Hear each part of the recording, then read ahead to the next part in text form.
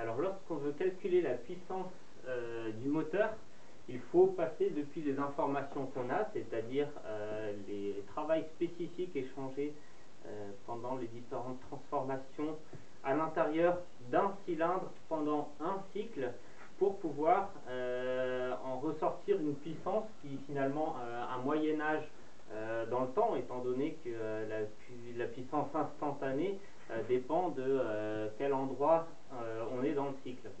Alors pour pouvoir faire ceci, on va prendre le travail spécifique du cycle, qui correspond à l'intégrale sur le cycle dans son ensemble, en valeur absolue, étant donné que celui-ci est exprimé par rapport au fluide, donc il est négatif, le fluide en perd parce qu'il en donne au piston dans le cadre d'un cycle moteur. Ce qu'il faut multiplier par la masse considérée, étant donné qu'on a un travail spécifique, en joules par kilogramme. Étant donné que ce travail spécifique correspond à un seul cycle, il faut le multiplier par le nombre de cycles qu'on a par seconde. On cherche une puissance en watts. Et enfin, il faut multiplier ça par le nombre de cylindres qu'on a dans notre moteur, étant donné qu'ici on a étudié un cycle pour un cylindre, mais la même chose va se passer dans chacun des cylindres. Alors peut-être décalé un petit peu dans le temps, mais vu qu'on fait une moyenne temporelle, ça pose pas forcément de problème.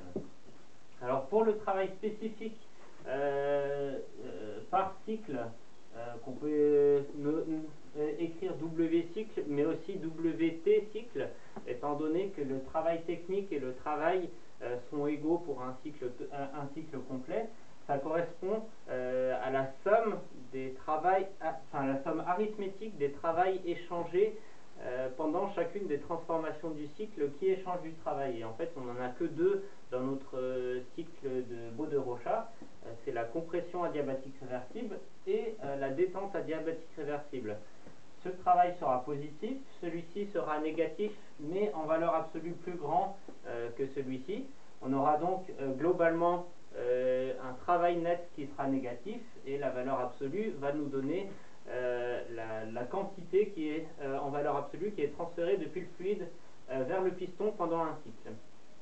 Ensuite, ce travail spécifique s'appliquait toujours par unité de masse de fluide qui était présent à l'intérieur du cylindre pendant un cycle, étant donné qu'on a considéré uniquement des transformations en système fermé.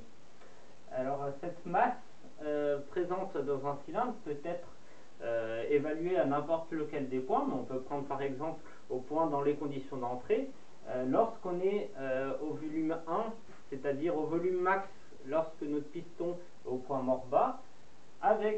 Si on divise ce volume total par le volume spécifique qu'on a dans l'état d'entrée de notre moteur, c'est-à-dire petit v1, ça va nous donner la masse qui est présente à l'intérieur du cylindre. Alors comment déterminer ce volume maximum correspondant au point mort bas? On nous donne dans l'énoncé la cylindrée du moteur, la cylindrée totale. La cylindrée correspond au volume balayé par l'ensemble des cylindres. Donc si on divise par 4, on obtient le volume balayé uniquement pour un seul cylindre. Ceci dit, le volume balayé ne correspond pas directement au volume maximal, mais plutôt à la différence entre le volume maximal et le volume mort. Ceci dit, le ratio entre ces deux volumes correspond au rapport volumétrique de compression epsilon. Donc si on multiplie le volume de la cylindrée totale du moteur divisé par 4 pour parler d'un seul cylindre, et qu'on le multiplie par epsilon sur epsilon moins 1, ça va effectivement nous donner le volume maximum qui correspond au volume V1, qu'on pourra ensuite diviser par le volume spécifique au point 1. Ensuite, le nombre de cycles par seconde. Alors on nous donne le nombre de tours par minute du moteur, parce que c'est l'unité généralement utilisée pour parler de la fréquence de rotation d'un moteur.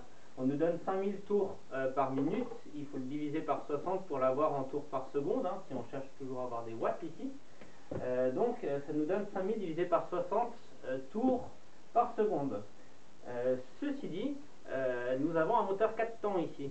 Donc même si le cycle est dessiné pour un seul temps dans le cycle idéalisé, un cycle est effectivement réalisé uniquement tous les 2 tours. Pour le fonctionnement réel du moteur, il nous faut 4 temps. Donc de tours pour réaliser le cycle. Il faut donc multiplier par 1/2 le nombre de tours par seconde pour avoir le nombre de cycles par seconde. Et enfin, on multiplie ceci par le nombre de cylindres total qu'on a dans notre moteur pour obtenir la puissance du moteur.